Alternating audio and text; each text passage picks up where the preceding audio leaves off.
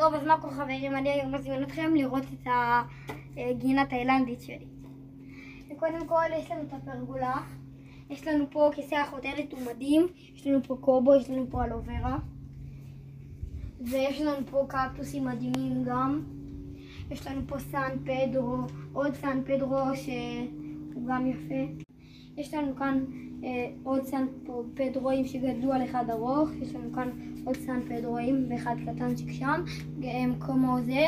יש לנו פה גם שתי קקטוסים טובים, יפים מאוד.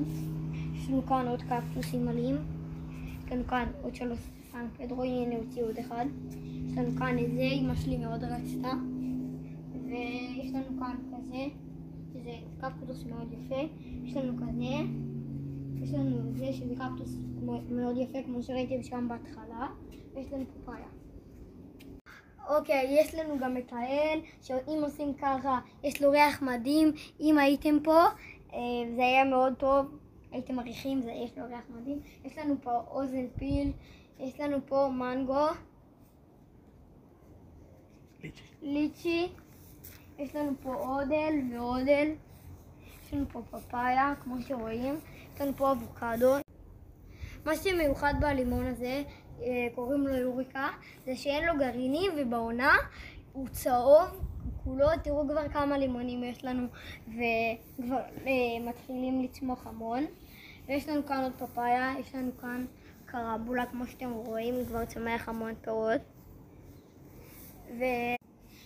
תסתכלו על הקרמבולה, אני אישית מאוד אוהבת את הקרמבולה, היא מאוד טעימה.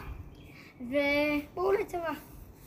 יש לנו כאן קניסטל, יש לנו כאן ספודילה, כמו שאתם רואים, הנה היא מתחילה להוציא פרחים, יש לה כאן עלים ורודים, היא מתאילנד, היא מאוד מיוחדת, היא טעימה, יש לה טעם של פפאיה, של תפוח אדמה, מתוק כזה, ככה בדיוק.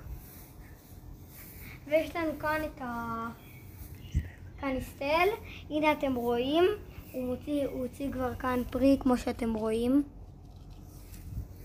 וכאן קינמון סרילנקי, יש לנו כאן קינמון סרילנקי חברים, יש לו חמאה, הוא בא מסרילנקה, שחותכים אותו ככה, יש לו ריח של קינמון מאוד טוב, הוא מאוד בריא גם, אפשר לשים אותו בתה